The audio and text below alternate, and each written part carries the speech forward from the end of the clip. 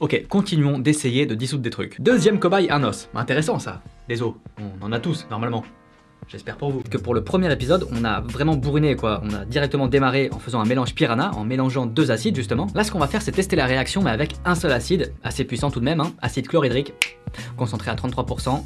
C'est pas dégueu, ça picote un poil. Et ce qu'on va tenter aujourd'hui, c'est de dissoudre un os. C'est parti, allons-y. Hey, encore une fois, ne reproduisez pas ça chez vous, hein, SVP, merci. Go!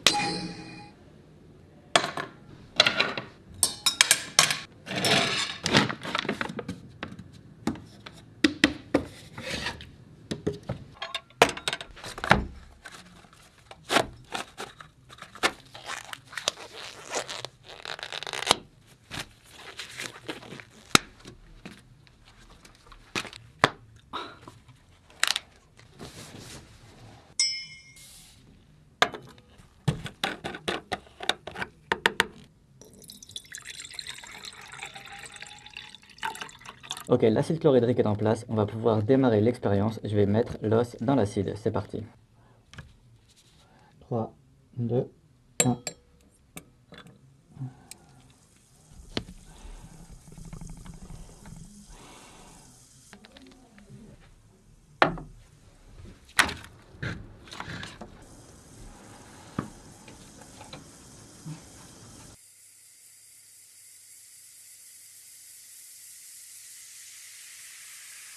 En 2 minutes, même pas.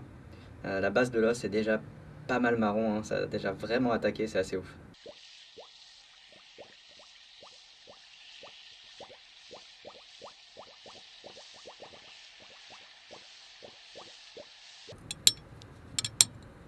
Donc vous voyez hein, ce que ça peut faire sur vos petits os, l'acide, attention, vraiment.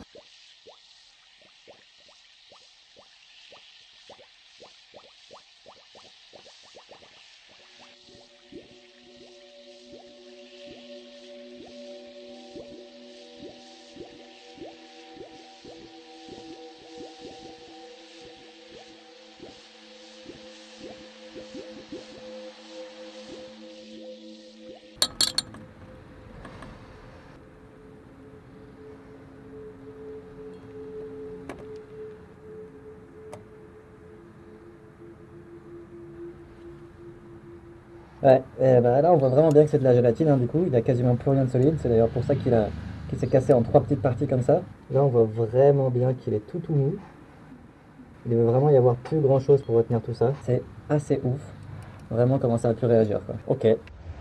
Alors bon, voilà ce qui s'est passé pour que cet os soit totalement mou et surtout plus du tout utile pour le rôle qu'il a à la base. Mais attends, t'imagines tes os deviennent mous comme ça? Tu fais un pas, tu pars en direct, non c'est pas possible. Les os sont en fait constitués de plusieurs choses. On retrouve du potassium, des vitamines, du collagène, enfin plein de trucs en fait qui sont des matières organiques. Mais surtout des matières inorganiques comme des minéraux, et le minéral le plus présent dans les os, c'est le calcium. CaCO3, carbonate de calcium. C'est ce qui fait que l'os est solide, qu'il est dur, tu vois. En fait, on pourrait croire comme ça en regardant la réaction de l'acide chlorhydrique sur l'os qu'il ne se passe pas grand chose quoi. Mais si on regarde bien, c'est assez dingue et plutôt violent hein, ce qui lui arrive quand même.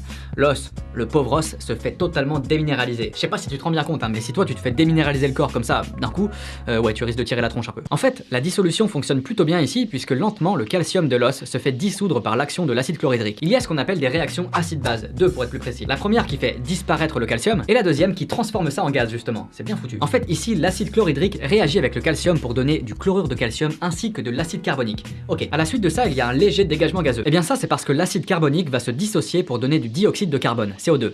Donc là, à partir de là, bah plus rien quoi, enfin plus de calcium. Et c'est pour ça en fait que l'os est tout mou, hein. Ça y est, on a notre réponse, parce que tout simplement il a perdu ce qui lui permettait d'être dur et solide. C'est fou quand même, on a pris l'os et on l'a totalement déminéralisé grâce à l'acide. Il a pris cher, wow. Bon, niveau équation, on peut voir ça comme ça. CaCO3 plus 2HCl égale CaCl2 plus CO2 plus H2O. Énormissime. Ce que je trouve intéressant au-delà du fait de dissoudre des trucs, c'est de voir vraiment les différentes phases d'avancement du processus. C'est-à-dire qu'à peine l'os plongé dans l'acide, vraiment, il y a des bulles qui se forment tout autour, la réaction démarre direct, et ensuite l'os se fait ronger petit à petit. Alors, il noircit pas mal, même si c'est assez lent. Après, l'acide devient de plus en plus jaunâtre et finalement, lentement, les minéraux de l'os se transforment en gaz, et c'est là qu'on se retrouve avec cet os tout mou. C'est une grande aventure pour tout ce calcium. Bon, je pense qu'on peut dire que ça a fonctionné hein, d'une certaine manière. J'espère que vous avez apprécié vraiment ce nouvel épisode. N'oubliez pas, comme d'habitude, hein, si vous avez apprécié, de cliquer sur le petit pouce en l'air juste ici. Vous pouvez partager la vidéo, etc. Merci à tous. Comme d'habitude, vous pouvez vous abonner en cliquant juste ici. C'est gratuit. Vous prépare les prochains petits épisodes de Will It Dissolve et d'ailleurs toutes les autres vidéos même. Hein. À très bientôt, à la prochaine, car comme d'habitude, la science n'attend pas. Ciao.